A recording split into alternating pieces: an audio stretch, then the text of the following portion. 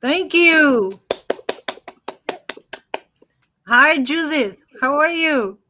I'm great. How are you doing? I'm great. I'm great. Welcome. We have a lot of guests here with us. Wow, breaking the records of a Juhl Media on YouTube, live talk, conversation with artists, musicians, filmmakers, and politicians. So let's welcome Judith. Now, first of all, let's take care of two person in our studio right now. Judith, we have two friends of us. Could we give them the link, Sure. please? So we made a mistake of giving people a link is on the panel. Actually, we meant to give the link of the very top of here a comment. It's the YouTube link. So would you please copy that and then watch us from YouTube? Because we have some people joined us earlier, and we're sorry for that. Okay, so now I understand lots of people here knows who Judith Shatin is. She is a award-winning composer. I'm still going to read a very short version of her biography, and her slightly longer ones is in the description below in this YouTube channel. My name is Ching Juhl, by the way. I've been hosting the live talk show since the COVID lockdown. So I believe today's episode is number 93, I believe. So thank you and welcome. So Judith Shatin is a distinctive voice in American music. She's a composer whose music responds to the world around us, from the immediacy of her surroundings and immediate experience to large-scale environmental and cultural dynamics. She draws on both traditional and expanded instrumental techniques and a variety of the sounding world, from machines in a coal mine to the calls of animals, the shudder of wooden loom, the pull of a zipper. She works in both acoustic and digital media, often combining their riches. Shatin has won many musical awards and commissions, collaborated with famous orchestras, chamber ensembles, and please read the rest of the biography below. So let's welcome our artist today. Hi, Judith, how are you? Good, thank you. So tell me, where are you right now? I'm in Charlottesville, Virginia, where I have lived for many decades now, having That's taught wonderful. at the University of Virginia, and now I am focusing exclusively on composing. That's wonderful. I am in Manhattan, New York City. So this is very interesting because I think if anything comes out good about the lockdown is people finding way to communicate with ourselves or with others through Zoom or through this kind of a communication. So it's very we people are very resilient and people are very imaginative, and so we try to spread the word of culture and music and our beliefs and our crafts and our work. So thank you so much. So tell us a little bit what we heard earlier when the audience just were coming. Yes, I began by playing the last movement of a piece called Tower of the Eight Winds. And this particular wind is called Willy Wah. And it is a wind that races down from the tops of the mountain to the ocean. And it's a recording by violinist Hasse Borup and pianist Mary Kathleen Ernst. And it is on a CD that also shares the same name, Tower of the Eight Winds. And it has a bit of a story to go with it. It was commissioned by the Library of Congress for a program that was also honoring the music of Elliott Carter. And I thought about Carter, and one of the things that's fascinating about his music is the way in which he thinks about rhythm and time. My voice in music is very different from his, so I started thinking about various topics that were intriguing to me. And I came across this amazing ruin that stands in Athens to this day called the Tower of the Eight Winds. And when it was first built centuries ago, it was a water clock as well as a sundial and had pictures of different winds around it. It's an octagonal shape.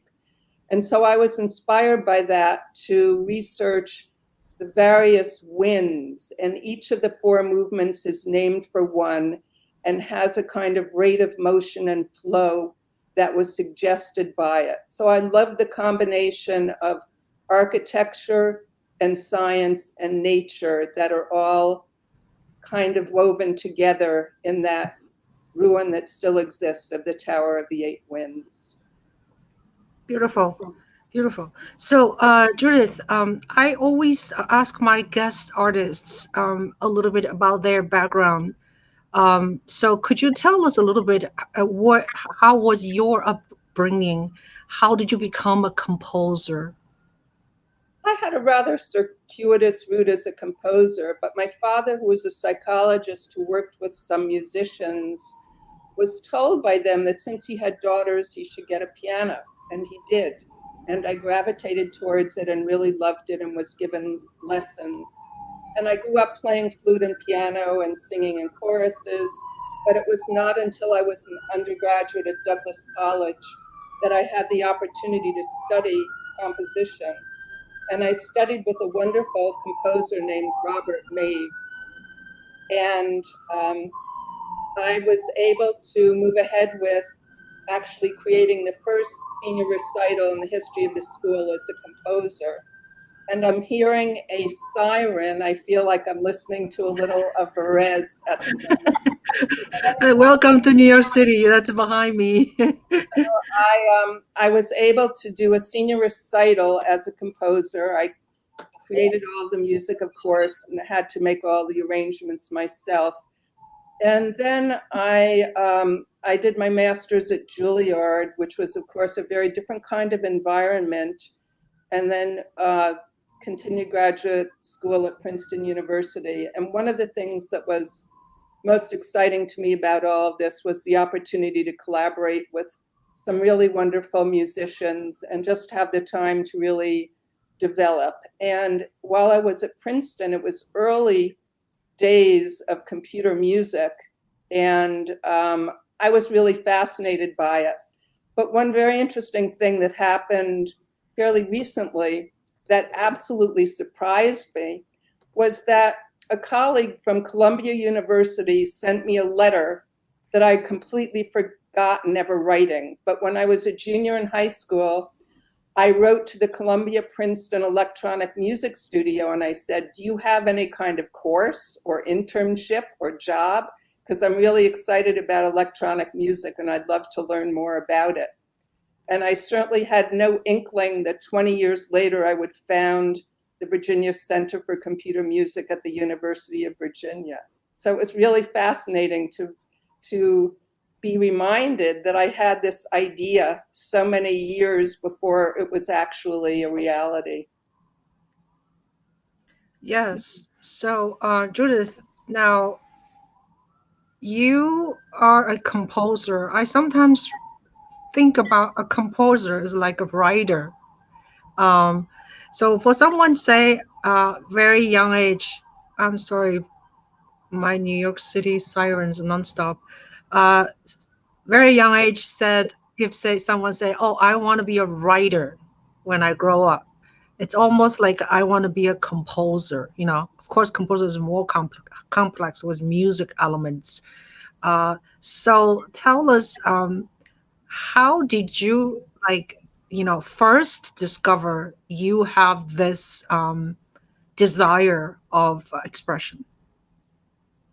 Although I did a little bit of composing when I was younger, it really was not until I was an undergraduate and had the opportunity to both study with a wonderful composer and delve into it more deeply, and then also have performers around that I could try things out on.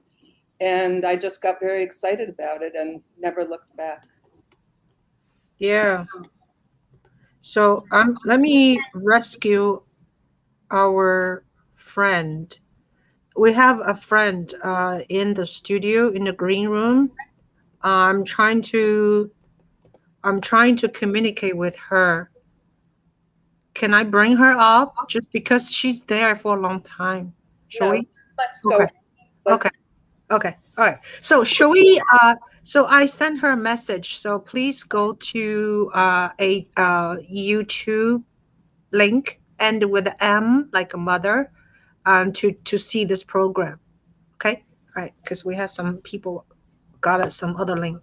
All right. Great. So shall we show our audience another clip, please? yes. So we're going to now have just a short excerpt from a piece called Ice Becomes Water that was commissioned by the San Jose Chamber Orchestra, which has a fantastic conductor named Barbara Day Turner.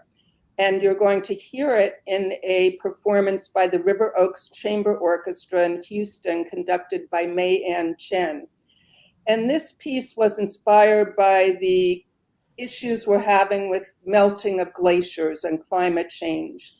And it's scored for string orchestra and electronics that I made by processing sound files, field recordings of glaciers that were shared by Oscar Blavatsky, who studies the acoustic signatures of glaciers in order to be able to understand their movement and their retreat.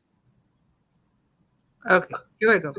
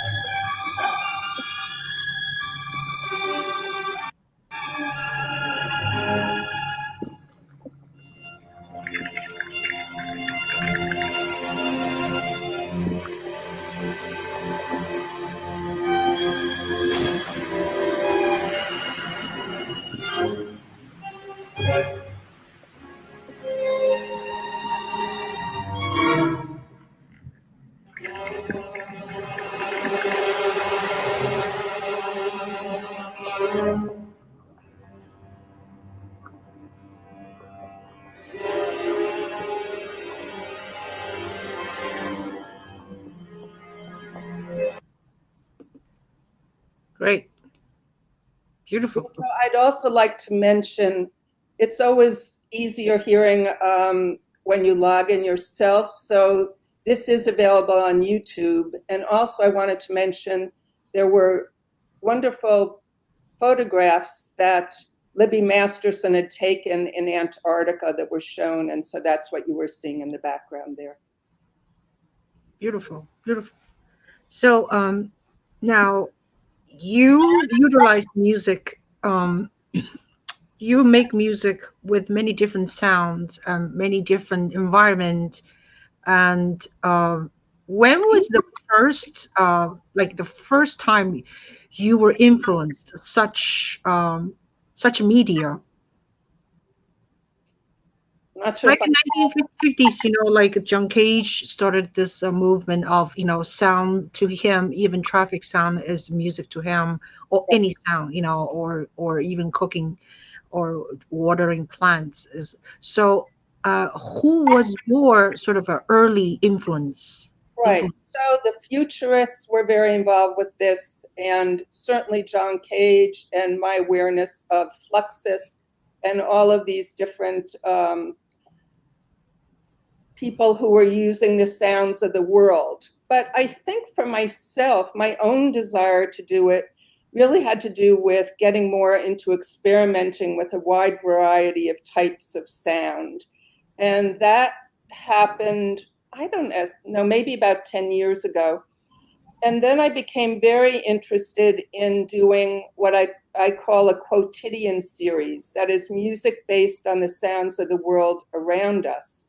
And so the next example is called tape music. And what happened was that I was driving around in my car and I heard on NPR a broadcast about packing boxes in China and some issues surrounding it. But what happened was that I heard the sound of the boxes being wrapped in tape, and that sound caught my ear.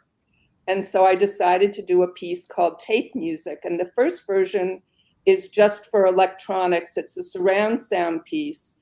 But in this version, I decided to make a version, it's called Tape Music Infinity, for any number of participants plus stereo electronics. And each participant has a roll of packing tape on a dispenser with teeth, which makes a certain kind of sound.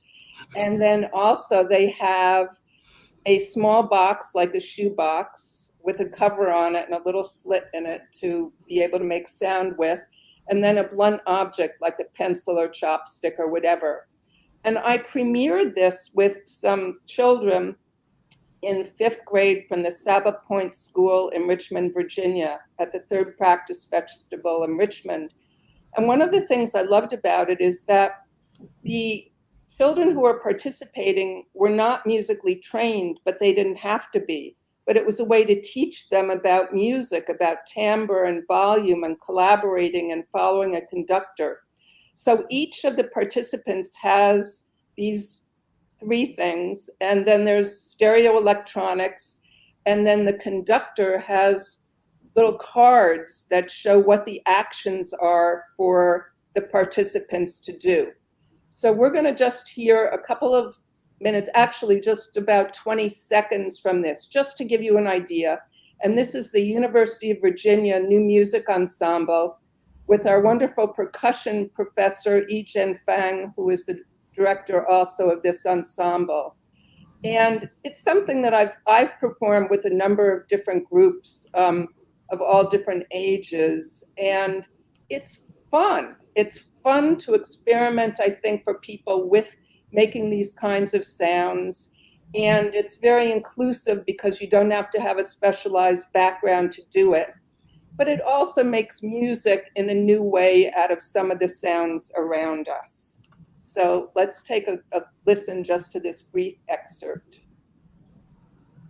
Is this the one called tape music? Yes. Okay, very good.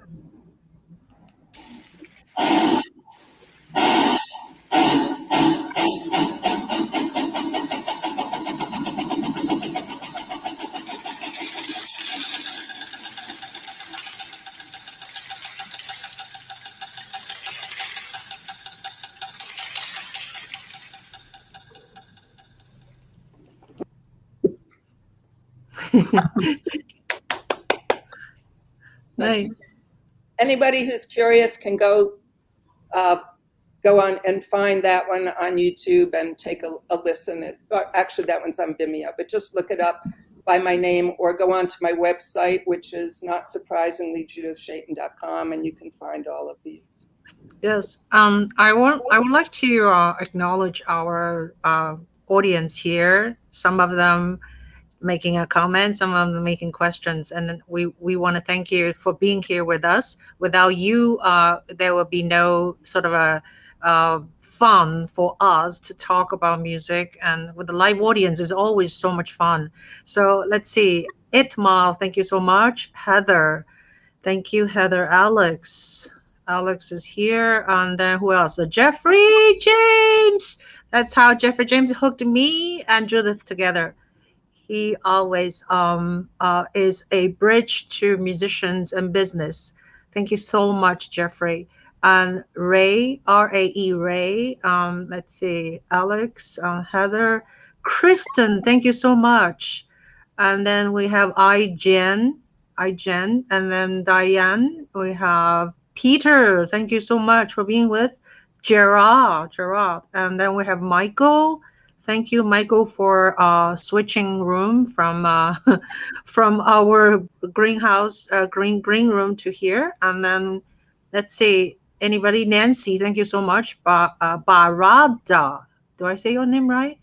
So she said, is a she, right? She said, "Hi, Judy. So good to see you and listen to you. I must have soon, but please know I am so grateful for your musical offering to the world and spending time with them when I can. Blessings."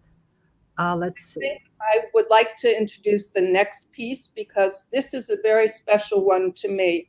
For many years, I've had a wonderful piano muse named Gail Martin, who I met when I was at Juilliard. And we have been collaborating for over many years and many different pieces. And the next one is kind of unusual. It's called The Passion of Saint Cecilia, and it is a piano concerto. And I was drawn to this for a number of reasons. You're probably aware that Saint Cecilia has been associated with with the arts, with music and visual arts, and is known as the patron saint of the arts. But it turns out that her association with music is based on either some kind of anomaly. She didn't really have anything to do with music, or a mistranslation that was made centuries ago.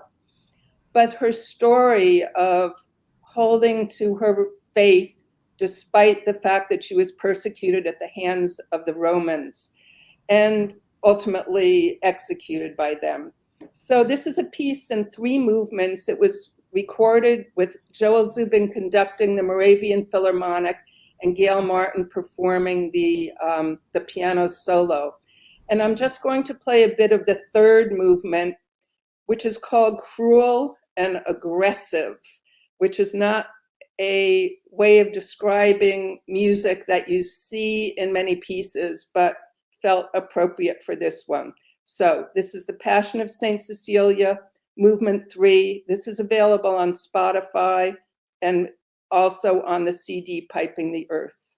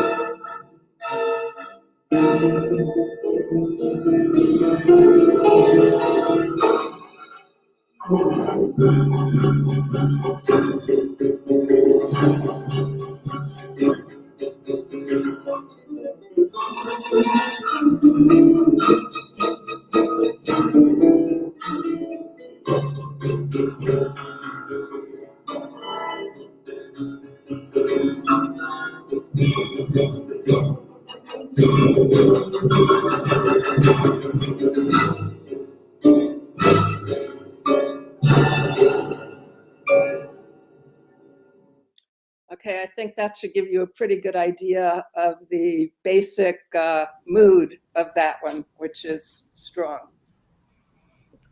Yeah, let me add something. The technology of streaming like this format, I use StreamYard and to broadcast to YouTube, has in terms of audio wise, it hasn't done the justice for composers yet. So if you get the links to her website or the music, the audio will be so much better. Okay. So because when you hear in here, there is a tendency of having this really high frequency sound. So which we don't know how to get rid of them yet. All right, great. So now there's some questions for Judith over here. Can you see it, Judith? Would you like to answer some? Sure, I'm happy to answer some. Okay, so if you can see it, mostly people made a comment. One person said, Etma says, how does Judaism play a role in your music? Yes, in fact, the next piece that I'm going to play a couple of examples from gives some indication. The life of the spirit, and for me in particular, Judaism, has inspired a number of different pieces. And the next one that I'm going to talk about is called Chai Variations on Eliyahu Hanavi. And this is a tune that is frequently sung at the close of the Jewish Sabbath. And how I came to write this piece is different from any other piece that I've composed, because what happened is that I was commissioned by the Kronos Quartet to create a piece, and I created Elijah's Chariot, which is scored for amplified string quartet and electronics made by processing the sounds of a shofar. And I also referred to this tune in that piece, and I became very obsessed with it. And it happened that I had a residency at Brahms' house in Baden-Baden, where he used to spend his summers back when Clara Schumann spent her summers there. And so I was in residence there, and I could not get this melody out of my mind.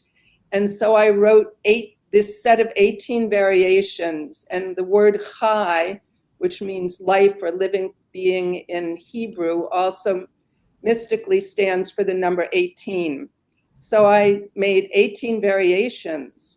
And what else I did, because I'm very intrigued about the process of collaborating with performers, so I decided to leave the order of the 18 variations up to the performer.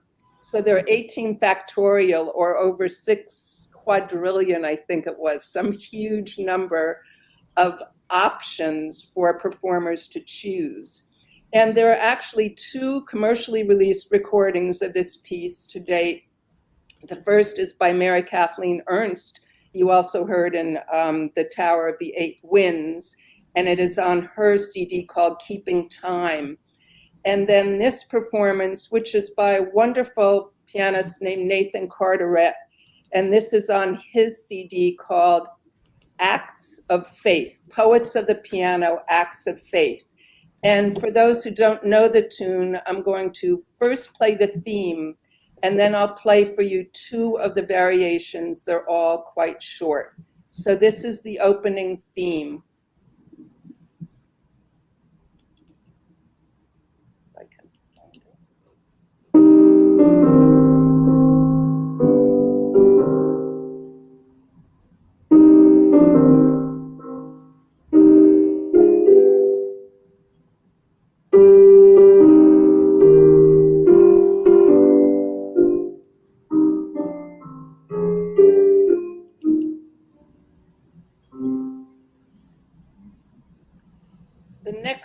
The first variation that I will play is the 15th in his particular choice, and it's called Flowing.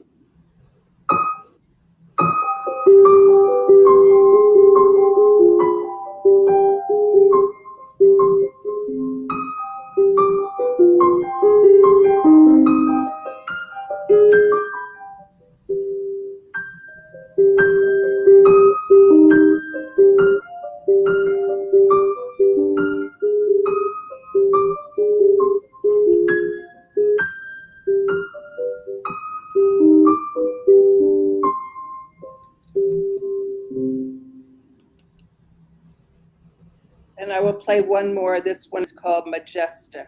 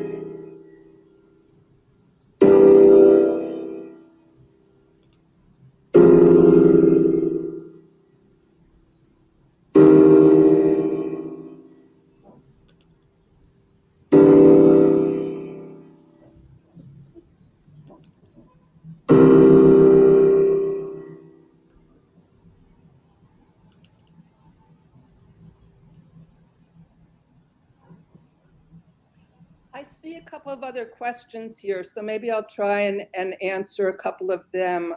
Heather Booth asks, what are the challenges and opportunities, for instance, being a woman, electronic music, current themes, etc.?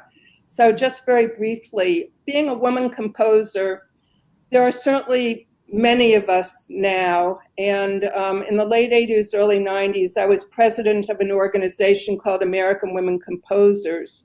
One of the things I loved about it was meeting so many women doing all kinds of interesting things. But of course, there were huge and still are huge issues in our work being performed and heard by a wide public. And it turned out that there were several organizations, all of which were engaged with the same desire to highlight music by women. So I joined with some others, and we created a new organization called the International Alliance for Women in Music, IAWM.org. Check it out, it's wonderful. It does all kinds of activities, very interesting journal, newsletters, etc. And again, so many interesting people working in this field. As to electronic music, I wanted to mention that when I started the Virginia Center for Computer Music at UVA, I could not have done it without systems engineer Pete Yadlowski. And we really had a great time because at that period, things were really so new. And we started it with just a Mac II, a couple of Mac SEs, a bunch of outboard equipment. And Pete was very instrumental in helping get this off the ground and doing a lot of his own homebrew programming. So that was really exciting. And as times have changed, of course, we have more and more technology available for creating music. Personally, I don't find it to be a time saver. I find it rather to be a way of including so much more within music that wasn't possible before. For instance, tape music. I went into a studio, I brought packing tape, electric tape, masking tape, you name it. I had about a dozen different types of tape. And then I would just rip them and mess with them. And without having that opportunity of being able to record them and then process them using a variety of different programs, I could never have made that piece. So to me, using electronics is a way of expanding that realm, and that's exciting to me. Let's see, I see one other question. This one has come up before, I confess, and this is from David Geis, and it's, do you compose about using the intellect or emotion? And my answer to that is both. I don't think that I would even have a way to separate them out. I find myself both intellectually, emotionally engaged when I compose. So it's really both. And I'm very interested in having my music be music that people can understand and perceive on the surface, but that has structural intricacy behind it, and that also has emotional quality that at least I experience, so I'm hoping that listeners do as well. I think those, I have another question from Alex Weiser about Yiddish, and that's really interesting to me. My father and paternal grandparents were Yiddish speakers. My father's first language was Yiddish. I don't know it, I wish I did. However, I've now set a couple of pieces in Yiddish, and the first was to poems by a great poet named Abraham Sutzkever, and I created a piece setting 3 of his poems. And I found it to be a really fascinating experience. Again, of course, collaboration is so important, and I was able to work with a Yiddish speaker so that I could understand and hear in my own mind, to kind of hear the accentuation.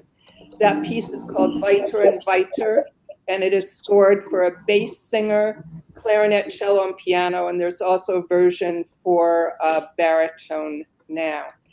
And then the YIVO Research Institute commissioned a setting of a Yiddish folk song, Unter Sarah's Vigila, or Under Sarah's Cradle.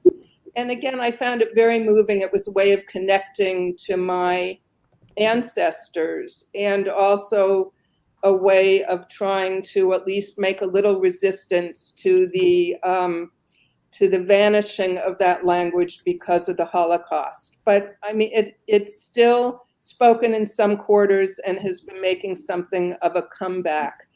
But I was happy to be able to contribute that. Now, another very interesting question from David Geis, thank you. Are there any sounds that I've heard and wanted to use in a composition, but couldn't get them into a composition as you hoped? All right, well, this is a really interesting one, so I'm really happy you asked that question. So one thing that is coming right up, I did a piece called Respecting the First Amendment. So the original version of this piece was for a string quartet, was commissioned by the Cassatt Quartet with assistance from the Fromm Foundation. And a kind of cousin to this piece, Respecting the First Amendment in parentheses, because it's about the First Amendment, it's also an amendment to that original piece. And it's scored for string orchestra and electronics made from readings of and about the First Amendment. And so I used some quotes of people speaking in this piece. And I wanted to use a quote from Anderson Cooper. And I contacted the permissions unit of CNN. And believe it or not, they wanted $2,500 for me to use a 3-second quote. So I decided I would have to forego that, and I didn't use it. And so actually, all kidding aside, it's a very interesting and complex issue. What are you allowed to use? And in fact, when I went to register the original version of this piece, I was told by Broadcast Music Incorporated, that's the music rights organization, that I would need to have a permission. I'm having trouble hearing you. Huh.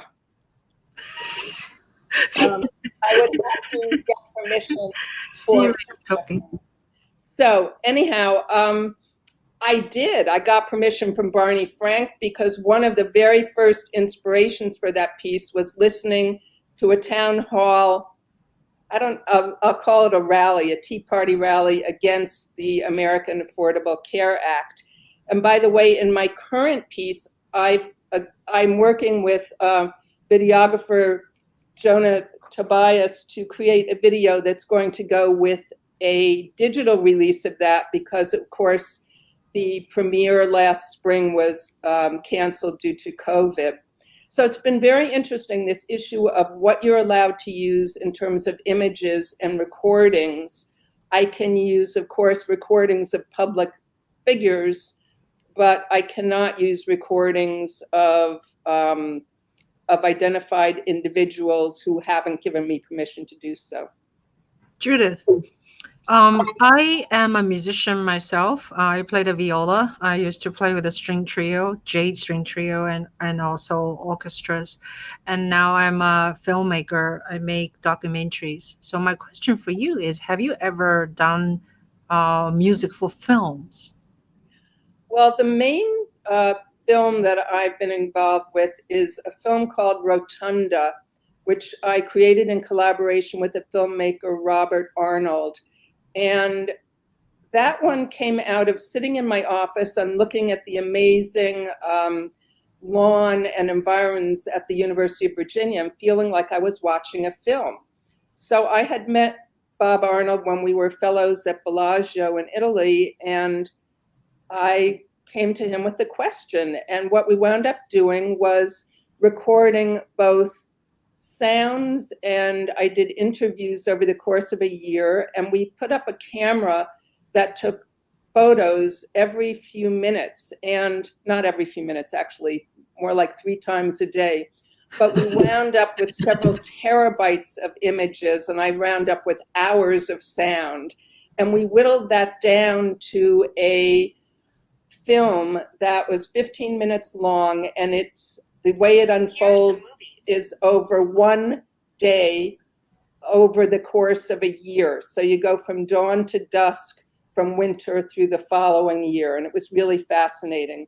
And the other film well, a couple of videos have been made for music that I've done.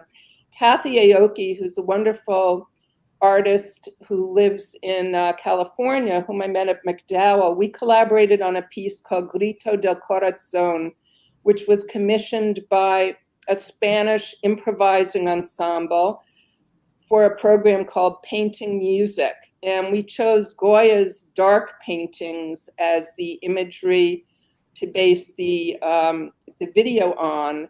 And then I made music that I thought went with that. It's kind of dark and crazy. And it's actually going to be performed again. It's for variable instrumentation. It's going to be performed on April 1st at the Bremen Museum in Atlanta, and that will be available online because, of course, can't have an audience there. And so that's another one. And then my piece, Penelope's Song, Kathy Aoki and Marco Marquez did a wonderful video for that. So yes, and I've really enjoyed it. It's fascinating to do multimedia pieces. Yeah, so I am very impressed when I talked to you before the show, a week or two before, and you're very comfortable with the new technology. And so tell us a little bit about how you utilize social media for promoting your music and promoting your crafts. Well, I'm actually much more comfortable creating my music than using social media. I mean, I do announce different things, but for instance, Eric Sharp asks, how do I notate non-traditional sounds like tape and zippers for performance? And that's a great question. For the zipper piece, in a minute, while we're doing something else, I'll bring up a score for that if I can quickly. But I've had to come up with my own notation. I'm having trouble hearing So one of the things that I've had to do is learn how to use graphics programs in order to invent notation. So for instance, with a zipper, you can imagine you can pull it up slowly or quickly, and you can make rhythms out of it. And I had to come up with notations for that the players could understand. So I think it's just an expansion of the whole idea of extended techniques, where composers have had to come up with combinations of visual graphic notations and words. And by the way, words are an underutilized technology. And in fact, both the Fluxus composers and many people working today do graphic scores where they're all words. I've done a couple of such pieces myself, and that's really interesting too, because you can create a series of instructions that have sonic results. So that's another way to go. Yeah, it's interesting. David has a question for you. I just pinned him out. Are there any sounds that you heard wanted to use? Yeah, I did answer that one. You did, okay. You know, about trying to get permissions. And actually, you know, that is something that composers really have to be aware of. And for instance, I did a piece that set a verse from a poem by Gertrude Stein called "After the Flower of Friendship Faded, Friendship Faded." And I had a long back and forth with the holder of the rights of that estate. And it turns out that now that poem is in the public domain everywhere except in America.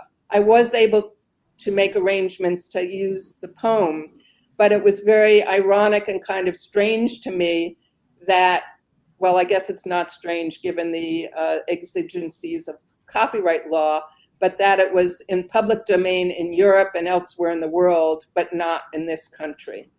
So you run into all kinds of issues with copyright. Right. So could we do another excerpts of your music, please? Sure. Let's see what is the okay. Judith, I would like to see your face a little bit under the light. So if you can fix that while you were playing your music, that would be great. Okay. It's a little darker. The sun is going down.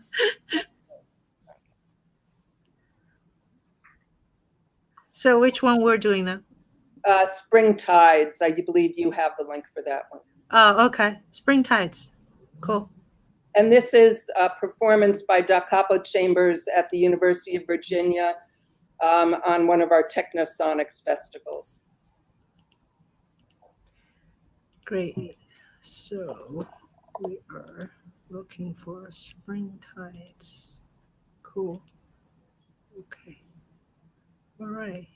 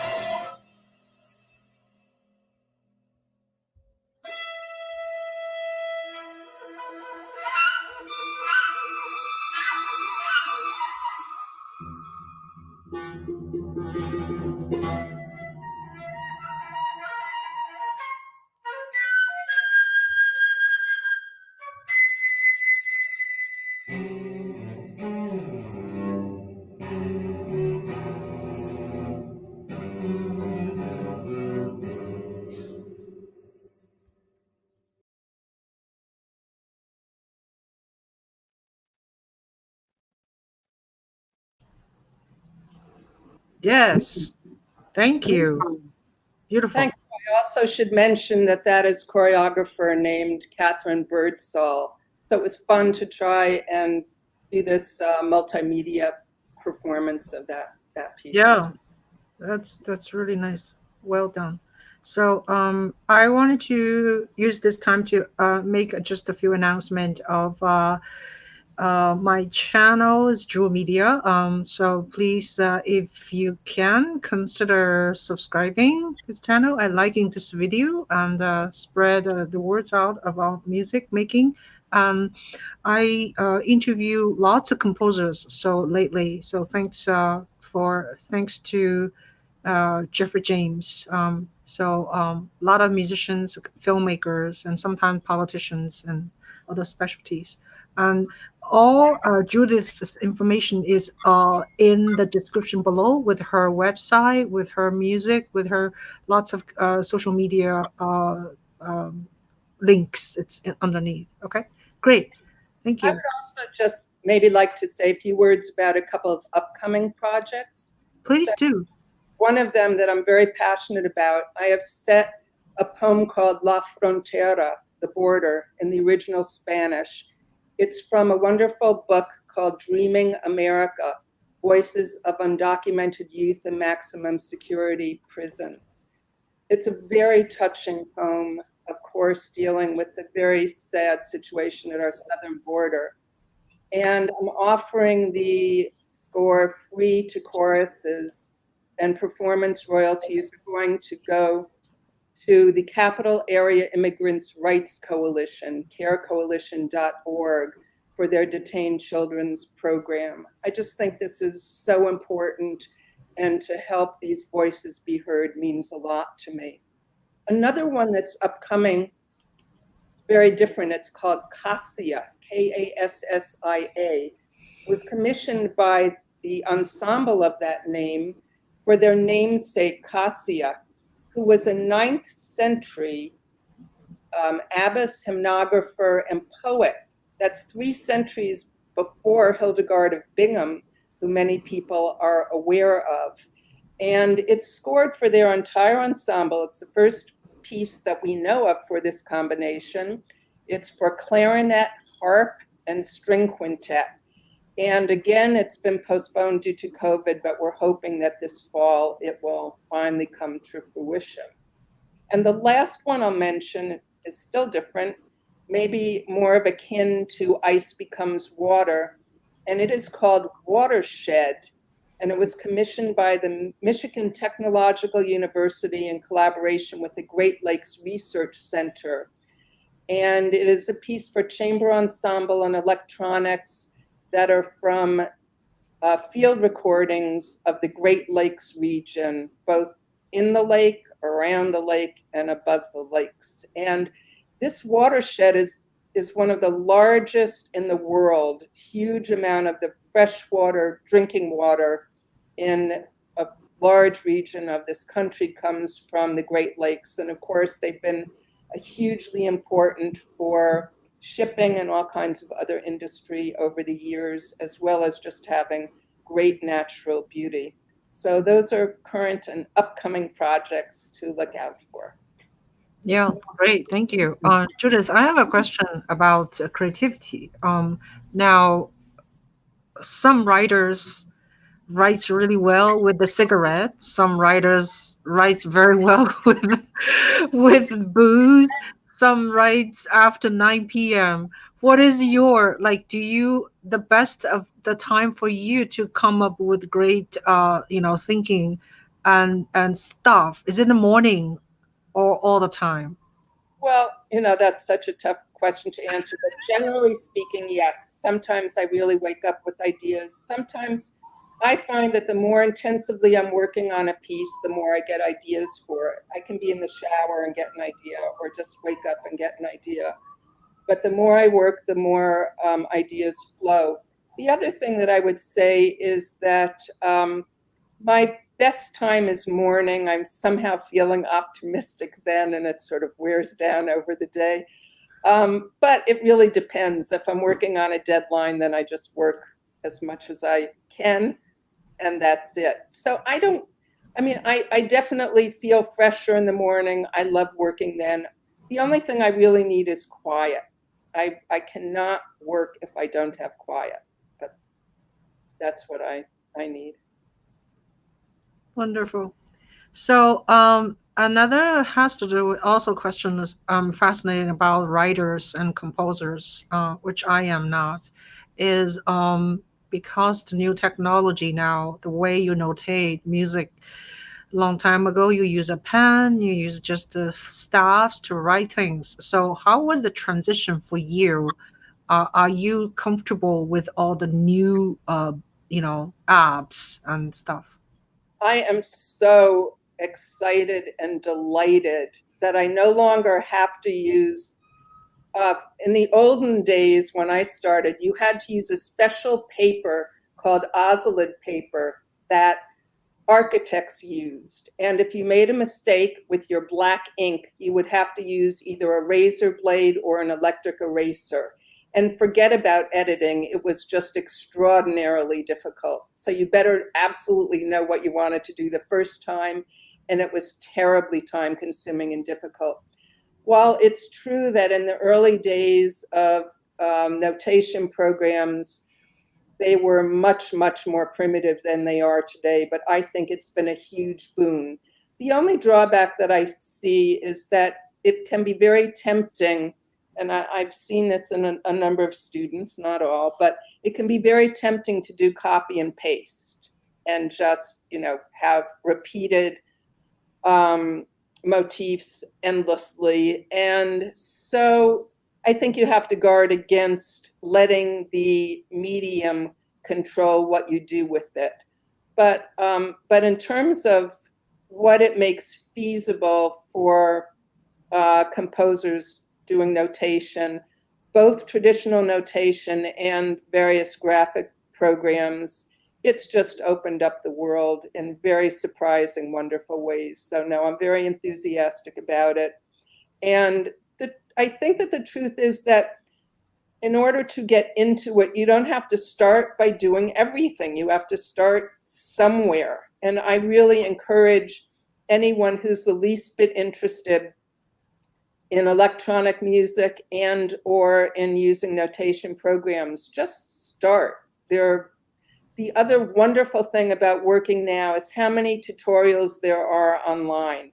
You can find help for just about anything that you want to do.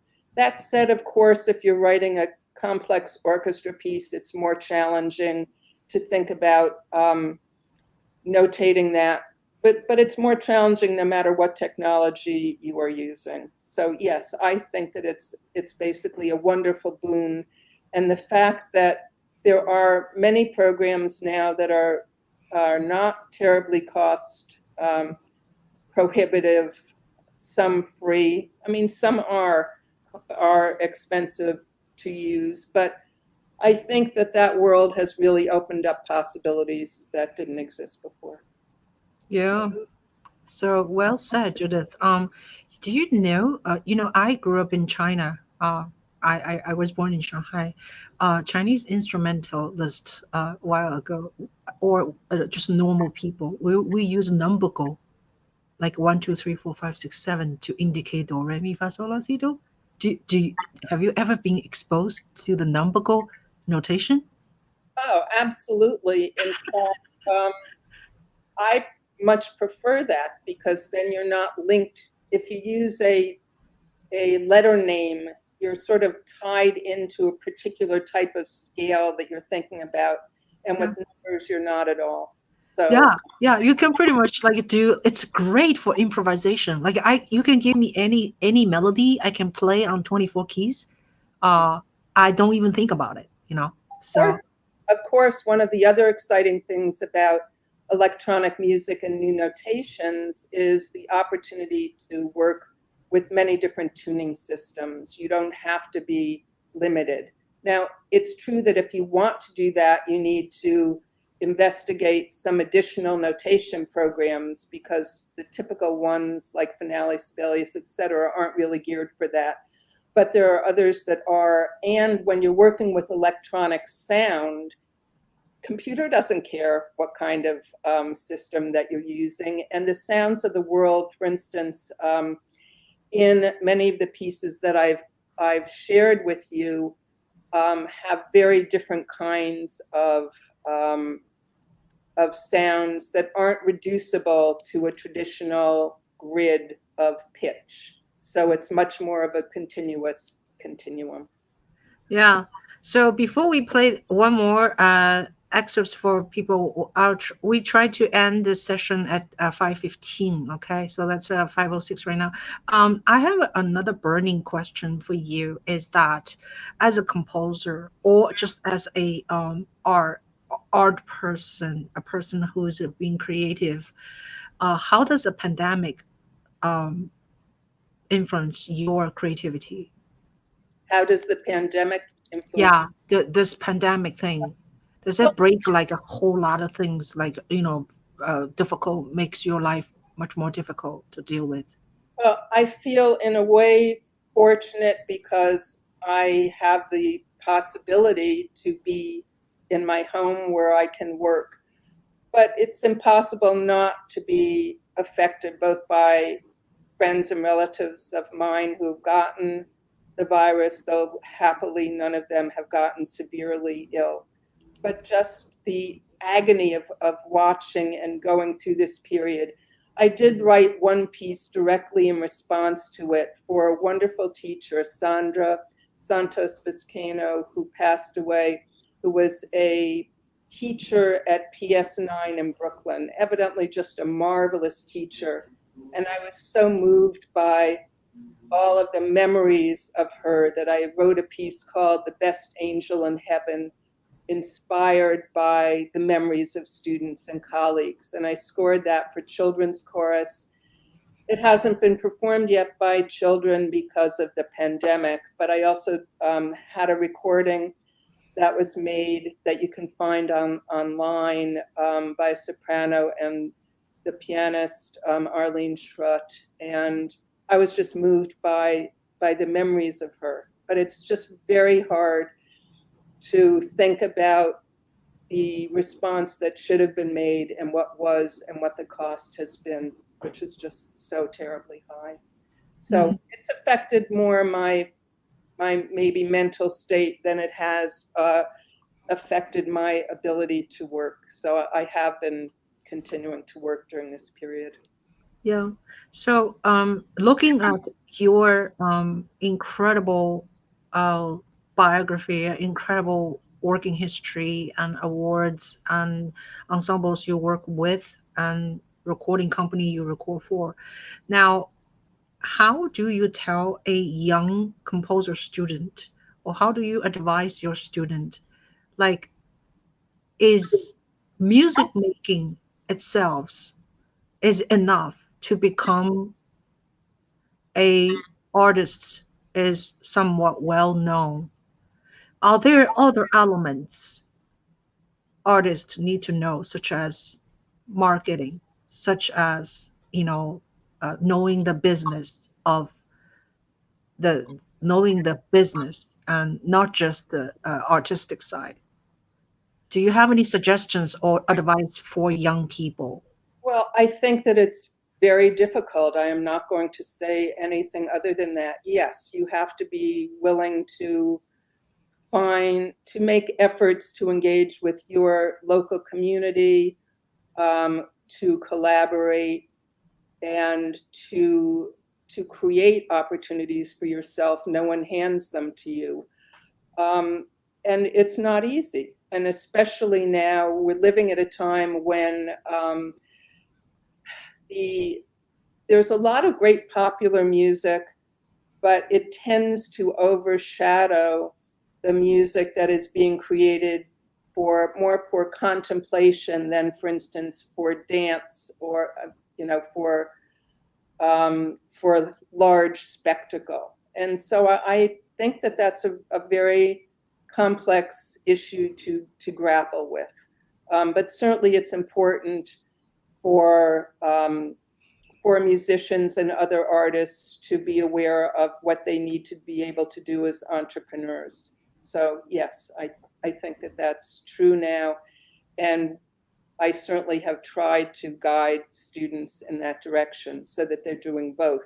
And it's very demanding because honing your craft and being aware of a wide variety of types of music is so important in our field too. Yes, indeed. Great. So, shall we show our audience one more excerpt? I think what I'd like to do is to play an excerpt from a piece which I can do on Spotify called For the Fallen, because this piece is very meaningful to me as well. It was commissioned by an Italian trumpeter named Ivano Ascari, who's a marvelous player who teaches at the Conservatory in Trento. And he lives, though, in a town called Rovereto. And when he first contacted me, I like to make pieces that I compose for different individuals and ensembles as specific as I can to something about them. And he told me that in his town, there is a bell called the Maria Dolan's Peace Bell. And it's a huge bell. It's the largest ringing bell in the world. And it was created after World War I from cannons that were melted from the different countries in the war. And it's rung every day in memory of those fallen and in all wars. And it's been recorded by Ivano Ascari on his CD, 100 years. It was created for the centennial of the start of World War I. But I'm going to play an excerpt that was recorded. I did a version for the flutist Lindsay Goodman, who also has performed this on her Facebook programs. And there are several different versions. There's a version also for soprano sax, which was recorded by Drew Whiting, and is also available on Spotify. But I'm just going to play an excerpt from this. And one of the things that was fascinating to me in composing this was I had field recordings that were made by an engineer who lives in Rovereto. And then I took these sounds, and at the beginning you can hear the tolling of the bell, but as the piece goes on, you hear very different kinds of transformations. I'll just play a couple of minutes of this one. Judy, we have it on YouTube, Judy. Pardon me? We have this on YouTube, right? No, I have this one only on Spotify. Oh, okay. Okay. Here it goes.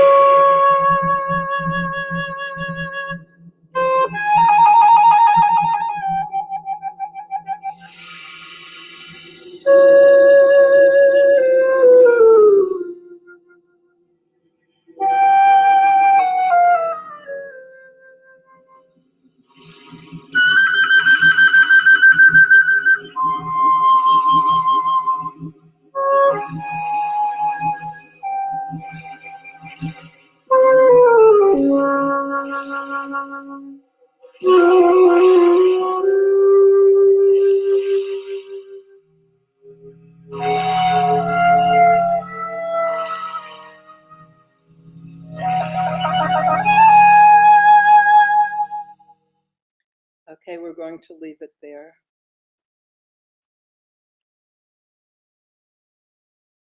Unmute myself. Thank you so much.